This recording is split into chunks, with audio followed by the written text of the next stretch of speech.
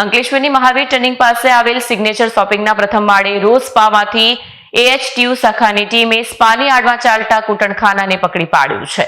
ભરૂચની AHTU શાખાની ટીમને બાતમી મળી હતી કે અંકલેશ્વરની મહાવીર ટર્નિંગ પાસે આવેલ સિગ્નેચર શોપિંગના પ્રથમ માળે 45 અને 46 નંબરની દુકાનમાં ચાલતા રોઝ સ્પામાં મસાજની આડમાં કૂટણખાનું ચાલે છે.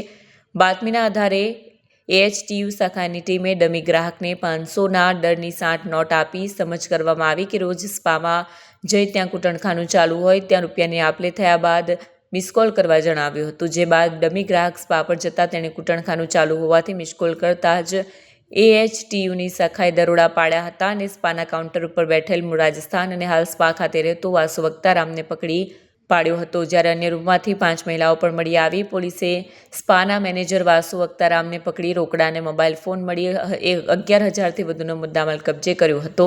વધુ તપાસ હાથ ધરી છે. Bureau report Satya TV news Ankleshwar.